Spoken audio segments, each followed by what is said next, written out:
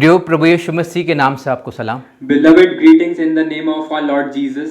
और आज का हमारा विषय समझ को प्राप्त करना है। Our today's subject is gaining understanding. समझ को प्राप्त करना ये हमारा आज का विषय है।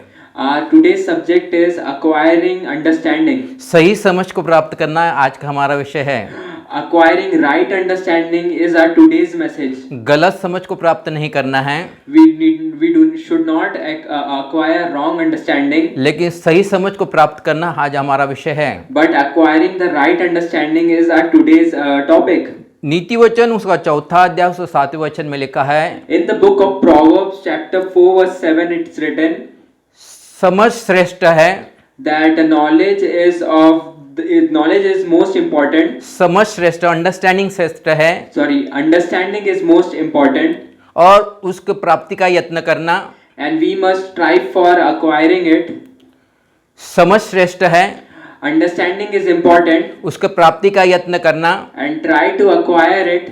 और नीति वचन 4 अध्याय उस 7वें वचन में और लिखा है, And it's also written in Proverbs chapter 4 verse 7 तू सब कुछ तो प्राप्त कर, that you acquire all things, लेकिन समझ के प्राप्ति का यत्न घटने न पाए। but your work towards acquiring understanding should not lack. नीति वचन 4 अध्याय उस 7वें वचन में लिखा है, In Proverbs chapter 4 verse 7 it's written तू सब कुछ तो प्राप्त कर, that you acquire all things, लेकिन समझ के प्राप्ति का यत्न घटने न पाए। but you should not lack in the work of acquiring understanding. इसका मतलब है यहाँ पर लिखा है तू भोजन को तो प्राप्त कर, That means that you gain food, तू वस्त्र को प्राप्त कर, you gain clothes, तू घर को प्राप्त कर, you gain house, दूसरी भौतिक वस्तु को प्राप्त कर, several financial things you acquire, तू नौकरी को प्राप्त you कर, acquire a job, तू व्यवसाय को प्राप्त you कर, acquire work, तू वधू वर को प्राप्त कर, you acquire husband or a wife, तू हुनर को प्राप्त कर, you acquire skill, तू आत्मिक वरदान को प्राप्त कर, you acquire spiritual gifts, तू शैक्षणिक अर्हता को प्राप्त कर, you acquire educational qualifications, तू सब कुछ तो प्राप्त कर, you acquire all these things, लेकिन समझ के प्राप्ति का यत्न घटने न पाए। but your work for acquiring understanding should not lack. समझ को प्राप्ति करने का यत्न घटने न पाए, ऐसा नीति वचन में लिखा है। You should not lack anything in striving for understanding. It's written in Proverbs. Proverb उसका 3 अध्याय 16 वचन में लिखा है In Proverbs chapter 3 verse 16 it's written कि समझ के दाहिने हाथ में दीर्घायु है, that in the right hand of understanding is long life, और समझ के बाएं हाथ में धन और महिमा है। and in the left hand of understanding is riches and glory. जिसने सही समझ को प्राप्त किया है, Whoever has acquired the right understanding, उसके बाद दीर्घायु भी प्राप्त, उसको दीर्घायु भी प्राप्त होती है, he also acquires a long life, और उसको धन और महिमा भी प्राप्त होती and है। he also acquires glory and riches. और समझ प्राप्त करने के लिए 2 निर्देश बाइबल दिए हैं। And for acquiring understanding, 2 directions are given in the Bible. याकूब की पुस्तक उसका 1 अध्याय उस 5 और 6 में लिखा है, In the book of James chapter 1 verses 5 and 6 it's written, परमेश्वर कहता है कि तुझे अगर समझ की कमी घटी है तो तुझे मांग, मैं तुझे बिना उलाहने देता हूँ। the Bible tells us that God says that if you lack understanding, ask and I will give you freely. यहाँ पर समझ मांगने के लिए कहा गया है। यह Bible tells us to ask for understanding. जब हम परमेश्वर को समझ मांगते हैं When we ask God for understanding, तो परमेश्वर हमको समझ देता है। then God grants us understanding. जैसे सुलेमान ने परमेश्वर को समझ को मांगा, As Solomon asked God for understanding, तो परमेश्वर ने उसको समझ दिया। so God granted him understanding. तो पहला निर्देश है कि हम परमेश्वर को समझ को मांगे। So the first direction is that we must ask God for understanding. दूसरा निर्देश दिया है कि 1 कुरिन्थियों उसको 2 अध्याय 16 वचन में लिखा है The second guidance is that in 1 Corinthians chapter 2 verse 16, कि हम इस बात का हमेशा अंगीकार करें कि मुझ में प्रभु यीशु मसीह का मन है। that we should always confess that we have the mind of Christ. हम हमेशा ऐसा अंगीकार करें कि मुझ में प्रभु यीशु मसीह का मन है। We must always confess that we have the mind of Christ. तो समझ प्राप्ति करने के लिए सिर्फ 2 ही निर्देश दिए हैं। So only 2 guidances are given to acquire understanding. तो ये दो निर्देशों के अलावा ये समझ जो है दो बातों पर और निर्भर करती है।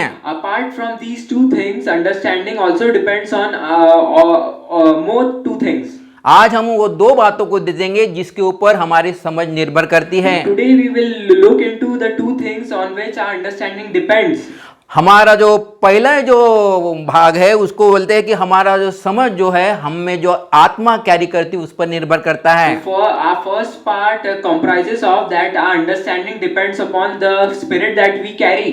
हम सही समझ हमारे पास है या गलत समझ हमारे पास है, ये हमारे हम कौन सा स्पिरिट कैरी करते हैं उस पर निर्भर करता है। Whether we have the right understanding or the wrong kind of understanding, it depends upon the spirit we are carrying. आज हम चार उदाहरण को देखेंगे Now, today we will see 4 examples. और 3 उदाहरण ऐसा देखेंगे कि जिसके वजह से हम पता करता है कि ये गलत समझ को प्राप्त होता है।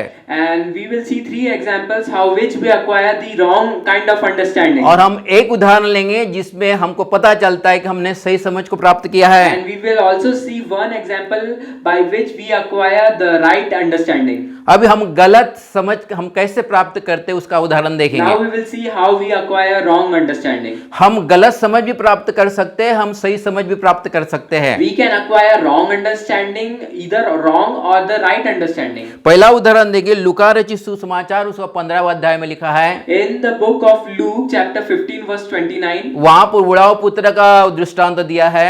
there is a parable of the Prodigal son. prodigal son. यहाँ पर ये कहानी हमको सबको मालूम है We all know this story. कि कैसे बुढ़ाऊ पुत्र ने अपनी आधी जायदाद ले ली और परदेश चला गया। How the prodigal son took half of his inheritance and went abroad.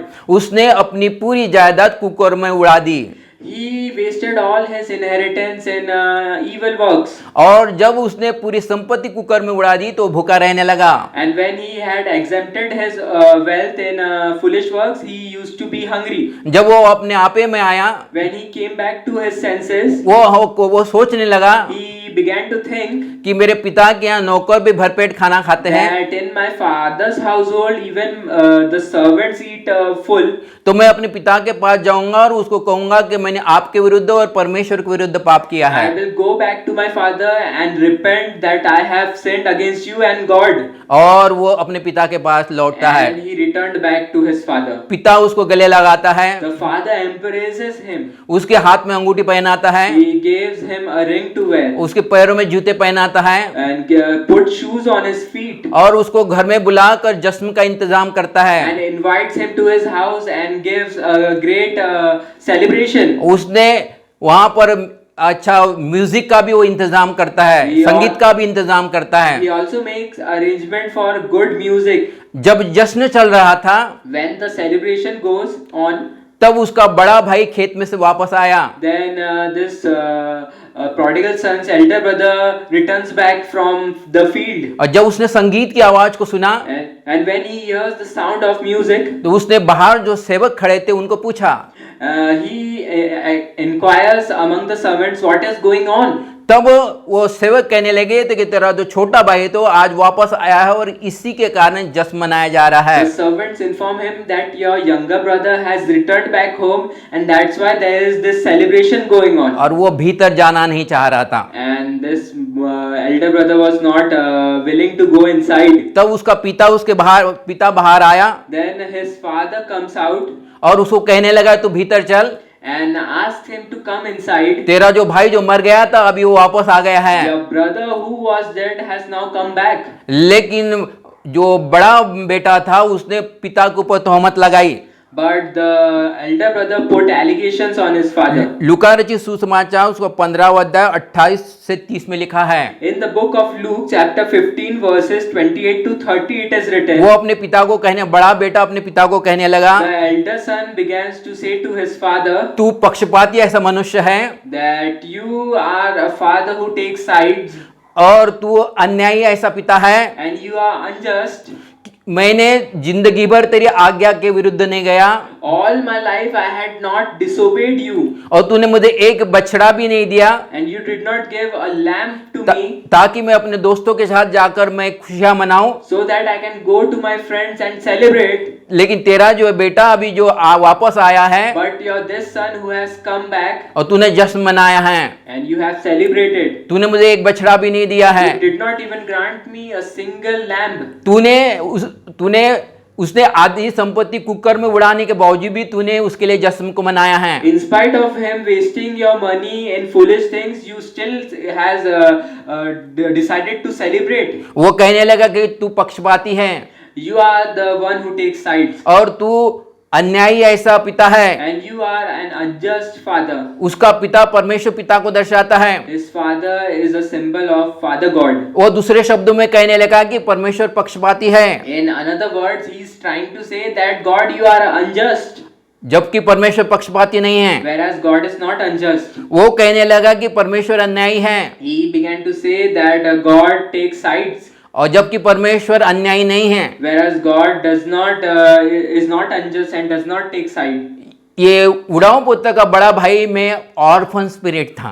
Here the brother of the prodigal son had an orphan spirit. उसमें एक अनाथ की आत्मा थी He possessed an orphan spirit. और इसलिए उसकी जो समझ जो थी अपने पिता के बारे में वो गलत समझ थी। That's why his understanding about his father was wrong. नीति वचन 4 अध्याय में ऐसा लिखा है, In the book of Proverbs chapter 4 it says समझ तो प्राप्त कर, that gain understanding सही समझ को प्राप्त कर and acquire right understanding, और समझ को प्राप्त करने का यत्न घटने ना पाए। and you should not lack in the work of striving for understanding. अब अगर हम में ये अनाथ की आत्मा है Now if we have this orphan spirit, तो फिर हमारी समझ भी गलत हो जाती है। then our understanding also becomes wrong. जैसे बड़े भाई ने पिता के ऊपर तोहमत लगाई, Like this elder son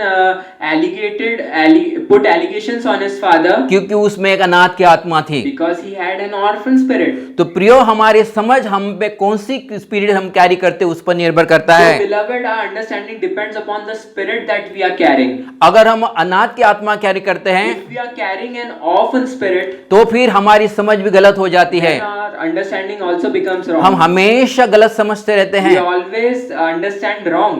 अभी हम दूसरा उदाहरण देखेंगे। Now we will see a second example. मत्ती रचित सुसमाचार उसे 25वें अध्याय में लिखा है, In the book of Matthew chapter 25 it's written, एक स्वामी परदेश जाते समय one master while going to another nation, अपने सेवकों को बुलाता है he calls his servants और एक सेवक को 5 तोड़े देता है and he gives one servant 5 cents और दूसरे सेवक को 2 तोड़े देता है and gives to another servant 2 cents और तीसरे सेवक को वो 1 तोड़ा देता है and gives to the third servant only 1 cent, और उसको कहता है कि मैं आने तक तू व्यवसाय करना।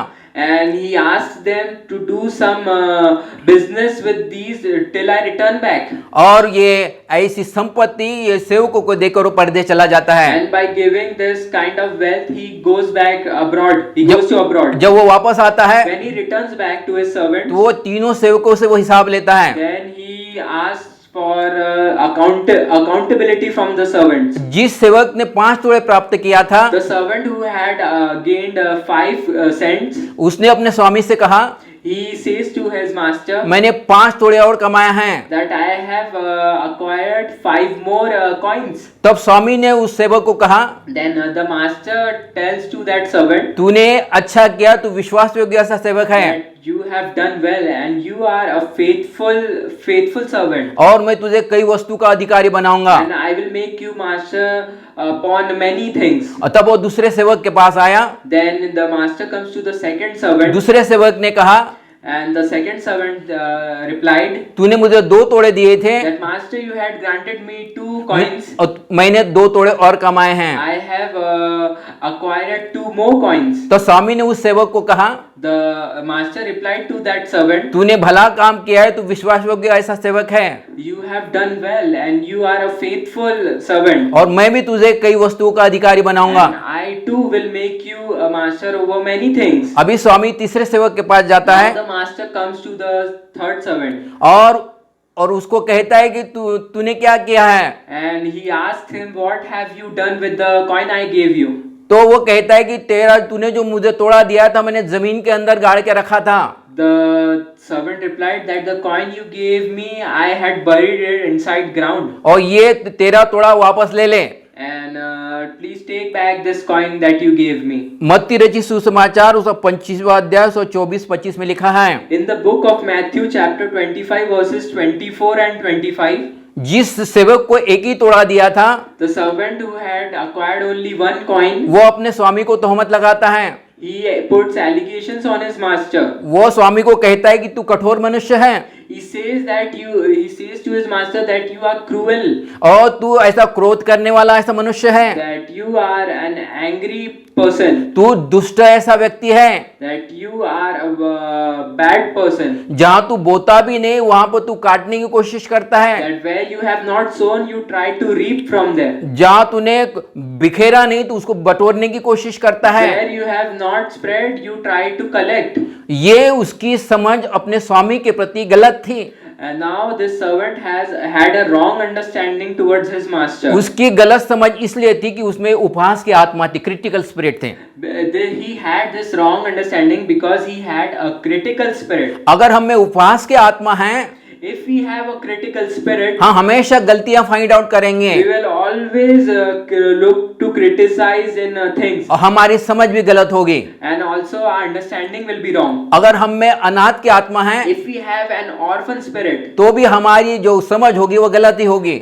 then too our understanding will be wrong. जो भी हम समझेंगे गलत ही समझेंगे। Whatever we will understand and perceive, that will be wrong. नीति वचन उसका 4 अध्याय में लिखा है, In the book of Proverbs chapter 4, तू सही समझ को प्राप्त कर it's written that you acquire right understanding, और सही समझ का प्राप्ति का यत्न घटने न पाए। and there should not be any lack in striving for right understanding. तो हमारी समझ ये हम कौन सी आत्मा कैरी करते उस पर निर्भर So करता our है। understanding depends upon what kind of spirit that we are carrying अभी inside. तक हमने 2 उदाहरण दिए हैं So far we have looked into 2 examples जिसके द्वारा हम गलत समझ को प्राप्त करते by हैं, which we acquire wrong understanding. और हम तीसरा उदाहरण देखेंगे। Now we will see the third example. नीति वचन उसका 16वां अध्याय 18 वचन में लिखा In है, the book of Proverbs chapter 16 verse 18, घमंड की आत्मा इंसान को नाश की ओर लेके जाता है, that a proud spirit makes a person go towards destruction. जो व्यक्ति में घमंड की आत्मा होती है उसका समझ भी गलत होती है। The person who has a proud spirit, that person has a wrong understanding too. प्रेरितों के काम उसका 12वां अध्याय 21 से 23 में लिखा है, In the book of Acts chapter 12 verses 21 to 23, it says, Herod एग्रिपा नाम का एक राजा था। there was an king named Herod. Herod the Agrippa नाम का राजा था। Herod the Agrippa.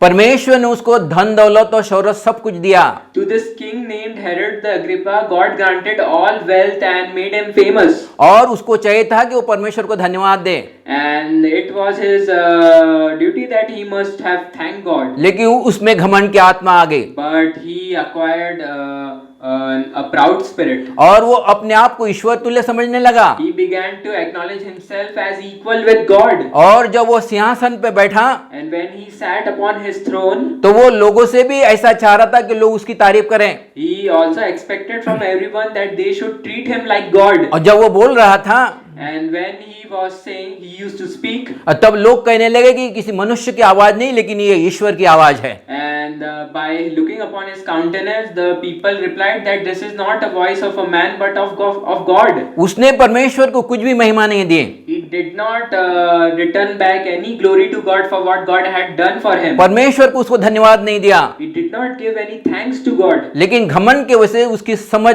बदल गई, But because of pride, his understanding changed. उसकी समझ गलत समझ हो गई, His understanding turned into a wrong वो understanding. अपने आप को ईश्वर के तुल्य समझने लगा। He began to see himself as God. उसका असर क्या हुआ? And the consequences were वो मर गया, उसको कीड़ों ने खा लिया, ऐसा बाइबल कहती है। He died and worms ate him. यहाँ पे हमने 3 उदाहरण लिए हैं जिसके द्वारा गलत समझ प्राप्त करते हैं। We have seen 3 examples by which we acquire wrong understanding. प्रियो, जो हमारी समझ है ये हमारे में कौन सी आत्मा कार्य करती है उस पर निर्भर करती है। Beloved, our understanding depends upon upon the spirit that we are carrying. अभी हम चौथा उदाहरण देखेंगे। Now we will see into the 4th example. नीति वचन उसका 29वां अध्याय उसका 23वें वचन में लिखा है, In the book of Proverbs chapter 29 verse 23 it says, जिसके भीतर नम्रता की आत्मा रहती है वो सम्मान के योग्य है। the person who acquires a humble spirit, that person is worthy of honor. और नंबर्स की पुस्तक, गिनती की पुस्तक उसका 12वें अध्याय उसका 3रे वचन में लिखा है, In the book of Numbers chapter 12 verse 3 में लिखा है, 12 verse 3 it's written, मूसा पृथ्वी भर में भी जितने भी लोग थे सब में ऐसा नम्र व्यक्ति था। amongst all the people on the earth Moses was the most humble person. वो इतना नम्र व्यक्ति था कि वो अपने ससुर की भी सलाह सुनता था। He was so humble that he used to listen to the advices of his father-in-law. एक बार ऐसा हुआ कि मूसा लोगों का न्याय कर रहा था।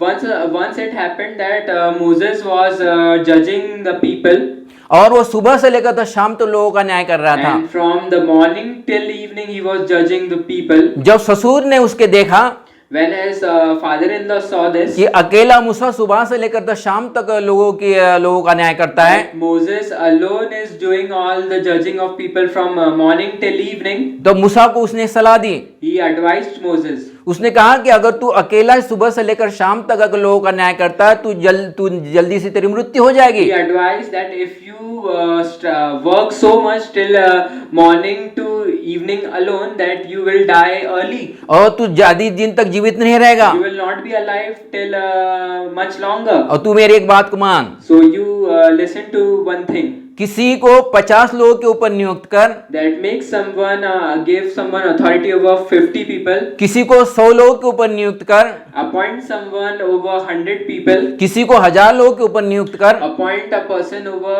1000 people. जिसको 1000 लोगों के ऊपर नियुक्त किया वो 1000 लोगों का न्याय करे। And the person you have appointed over 1000 people, that person will judge those 1000 people. जिसको 100 लोगों के ऊपर नियुक्त किया वो 100 लोगों का न्याय करे।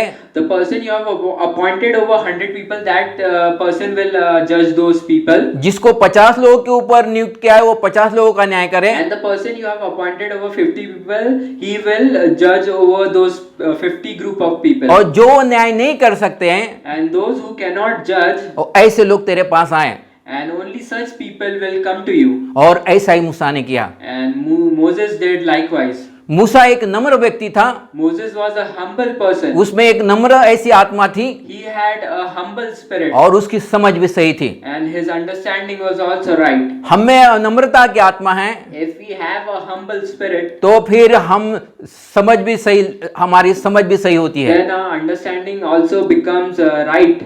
प्रियो, समझ की तो प्राप्ति कर ले, ऐसा बाइबल कहती है, Beloved, Bible tells us to acquire understanding, लेकिन हमारी समझ हम में कौन सी आत्मा कार्य करती है उस पर निर्भर करती है। but our understanding we acquire depends upon the spirit that we carry inside. अगर हमें अनाथ की आत्मा है If we have an orphan spirit, तो फिर हमारी समझ भी गलत होगी। then our understanding becomes wrong. अगर हमारे भीतर अगर उपहास की आत्मा है If we have a critical spirit, तो फिर हमारी जो समझ है गलत होगी। then also our understanding becomes wrong. हमें घमंड की आत्मा है If we have a prideful spirit, तो हमारी समझ भी गलत होगी। then also our understanding becomes wrong. अगर हम में नम्रता का स्पिरिट है And whereas if we have a humble spirit, तो फिर हमारी समझ भी सही समझ होगी। then also our understanding will become right understanding. प्रियो, हमारी समझ हमें कौन सी आत्मा कार्य करती उस पर निर्भर करती है। Beloved, our understanding depends upon the spirit that we are carrying inside of us. हमारे मन में अभी ये सवाल आया होगा कि हमें कौन सी आत्मा कार्य करती है। Now we must have asked ourselves that what kind of spirit are we carrying? और हमारे भीतर जो आत्मा कार्य करती ये 3 बातों पर निर्भर करती है। And the spirit that we carrying, it depends upon 3 things. पहली बात तो हमारे सर पर किसने हाथ रखा है उस पर ये आत्मा हम निर्भर करती है। And the spirit that we carrying, firstly, it depends upon who has laid hands upon our head.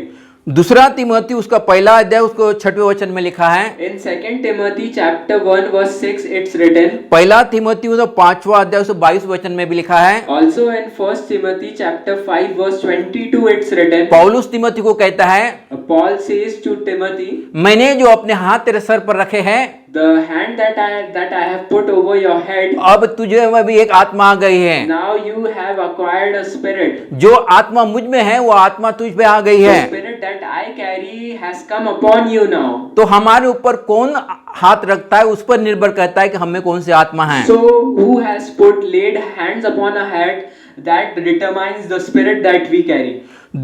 दूसरी जो बात हमारे में कौन सी आत्मा है, ये दूसरा कारण ये है। The second reason for the spirit that we carry is, नीति वचन उसका 22 अध्याय 24 और 25 में लिखा है in Proverbs chapter 22 verses 24 and 25 it's written कि तू गुस्सा करने वाले व्यक्ति के साथ संगति नहीं करना। that you should not have fellowship with a person who becomes angry, क्योंकि वही आत्मा तुझ में आ जाएगी because you will also carry the same spirit और वो तेरा नुकसान हो जाएगा। and you will make loss of yourself. इसका मतलब है हम जिसके साथ संगति करते हैं उस पर निर्भर करता है कि हम में कौन सी आत्मा है। And this means that the person we have company with, the same spirit comes upon us. याकूब, यूहन्ना और पतरस ये प्रभु यीशु के साथ हमेशा रहते थे। Jacob, John and Peter, these three used to be always with Jesus Christ. प्रभु यीशु मसीह में जो आत्मा थी वही आत्मा पतरस, याकूब, यूहन्ना में थी। And the same spirit that was on Jesus, it was the same spirit on Peter, Jacob, James and John. और इसलिए जो याइरस के बेटी को जब प्रभु यीशु मसीह जीवित करने गया, And when Jesus went to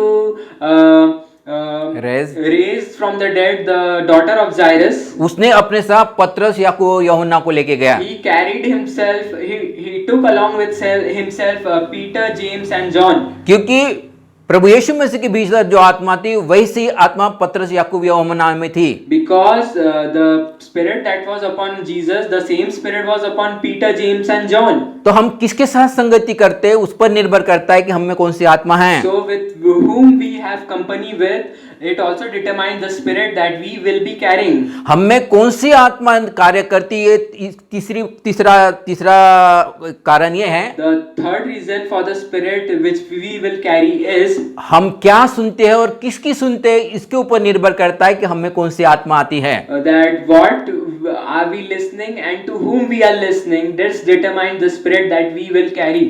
Suleman को परमेश्वर ने बहुत अच्छी समझ दी थी। God had granted a very sound understanding to Solomon. उसके बावजूद भी सुलेमान हमेशा ऐसे बुद्धिमान व्यक्ति के हमेशा संगति में रहता था। But in spite of this, Solomon used to be surrounded by wise counsel.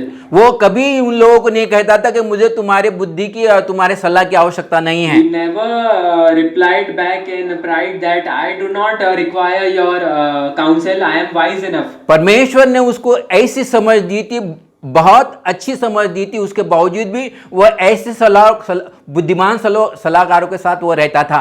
And God had granted him such knowledge that such understanding. In spite of this, he used to be around a wise counsel. वैसा उसके पुत्र के साथ नहीं हुआ। But it did not happen the same way for his son. उसके पुत्र का नाम रेहोबाम था। His son's name was Rehoboam. रेहोबाम के कोर्ट में, उसके दरबार में ऐसे बुद्धिमान भी ऐसे सलाहकार होते थे। Even in the courts of Rehoboam, there were many wise counsel. लेकिन वो जो सलाहकार, बुद्धिमान सलाहकार थे, उनकी वो सलाह नहीं लेता था। But he used to not listen to the wise counsel of such wise people. लेकिन वो जवान सलाहकार की सलाह सुनता था। But he used to listen to his young peers. और हम में कौन सी आत्मा कार्य करती है ये निर्भर करता है कि हम क्या सुनते हैं और किसकी सुनते हैं। And the spirit that we carry, it also depends upon whom we listen to and what we listen to. And what we listen to. जैसे सुलेमान हमेशा अपने पिता की बात सुनता था, अपने माता की बात सुनता था और अपने सलाहकारों की बात सुनता था। For as Solomon used to listen to his father, his mother, and to his wise counselors. प्रियो, हमारी समझ ये 3 बातों पे निर्भर है। Beloved, our understanding depends upon three things. नीति वचन उसका 4 अध्याय उसका 7वें वचन में लिखा है, In the book of Proverbs, chapter 4, verse 7, it's written, समझ श्रेष्ठ है, understanding is of most importance. समझ को प्राप्त कर, Acquire knowledge, तू सब कुछ तो प्राप्त कर, acquire all the good things, लेकिन समझ के प्राप्ति का यत्न घटने ना पाए। but you should not lack in your striving for acquiring understanding. समझ प्राप्त करने के लिए 2 निर्देश दिए हैं। Two guidances are given to acquire understanding. पहला निर्देश दिया है कि हम परमेश्वर से मांगे। First guidance is that we must ask God for understanding. जब हम परमेश्वर को मांगते हैं When we ask God, तो परमेश्वर हमको देता है। then God grants us. दूसरा है कि हम हमेशा ऐसा अंगीकार करें कि मुझ में प्रभु यीशु मसीह का मन है। Second is that we must always confess this, that we are carrying the mind of God, Christ. समझ प्राप्ति करने के लिए ऐसे 2 ही निर्देश बाइबल में दिए हैं। Only two the guidances are given to acquire understanding in the Bible. लेकिन समझ प्राप्ति करने के लिए ये 3 बातों पे और निर्भर करता है। And but understanding, apart from this, understanding depends upon three things more. इसका मतलब अंत में 5 बातें महत्वपूर्ण हैं। So in total, 5 things are of importance. पहली बात तो हम परमेश्वर से समझ को मांगे। First is we must ask God for understanding. दूसरी बात हम ये अंगीकार कर दे कि मुझ में प्रभु यीशु मसीह का मन है। Second is we must confess with our mouth that we have the mind of Christ. और तीसरी बात, हम किसी भी व्यक्ति को हमारे अपने सर पर हाथ रखने को न कहें। And the third thing is we must not allow any random person to lay his or her hand upon our head. लेकिन ऐसे अभिषिक्त व्यक्ति को ही कहे कि वो हमारे सर पर हाथ रखे। But only allow choose wisely only anointed people to lay their hands on our head. और चौथी बात, हम किसके साथ संगति करते हैं उसके ऊपर भी निर्भर करता है कि हम में कौन सी आत्मा है। Fourthly, it is our understanding depends upon the company we have in our life. हम गलत व्यक्ति के साथ संगति करेंगे तो वैसी ही आत्मा हम में आ जाएंगे। If we have company with the wrong person, then we will carry the wrong kind of understanding. यहूदा इस्करियोत हमेशा ऐसे लोगों के साथ संगति करते रहा जिसके वजह से उसने प्रभु यीशु मसीह को पकड़वा दिया। Judas Iscariot used to have fellowship with such people who were wrong, so he held Jesus captive. तो चौथी बात है, हम किसके साथ संगति करते हैं। The fourth thing is with whom we have fellowship. और 5वीं बात, हम क्या सुनते हो और किसकी सुनते हैं। Fifth point is to whom we listen to and what we listen to. नीति वचन उसका 4 अध्याय 7वें वचन में लिखा है, In Proverbs chapter 4 verse 7 it is written समझ के प्राप्ति समझ श्रेष्ठ है। that understanding is most important. समझ को प्राप्त कर, Acquire understanding. तू सब कुछ तो प्राप्त कर, You acquire all things, लेकिन समझ प्राप्ति का यत्न घटने ना पाए। but you should not lack in your work to acquire understanding. क्योंकि समझ का दाहिने हाथ में दीर्घायु है Because in the right hand of understanding is long life, और उसके बाएं हाथ में धन और महिमा है। and in its left hand is glory and riches. और इसलिए प्रियो, हम समझ को प्राप्त करें। Acquire understanding. बाइबल सही समझ को प्राप्त करने के लिए The कहती है Bible instructs us to acquire right understanding. हम गलत समझ को प्राप्त न करें। We must avoid getting wrong understanding. अगर हम में अनाथ की आत्मा है, If we have an orphan spirit, अगर हम में उपवास की आत्मा है, if we have a critical spirit, अगर हम में घमंड की आत्मा है, if we have a prideful spirit, तो हमारी समझ एक गलत समझ होगी। so our understanding will also be wrong understanding. अगर हम में नम्रता की आत्मा है, But if we have a humble spirit, तो हमारी समझ भी सही समझ होगी। so our understanding will also be right. और इसलिए प्रिय, नीति वचन का लिखने वाला कहता है, So the writer of Proverbs says तू सब कुछ तो प्राप्त कर, that you acquire all things in life, लेकिन समझ के प्राप्ति का यत्न घटने न पाए। but you must not lack in acquiring right knowledge, understanding. प्रियो, मैं समझता हूं कि आज का वचन आपके लिए फायदेमंद ठहरा होगा। Beloved, I acknowledge that today's message have been beneficial to you. परमेश्वर इस वचन पे आशीष दे। God bless this message today. परमेश्वर आपको भी आशीष दे। God bless each and every one of you. आमीन। Amen.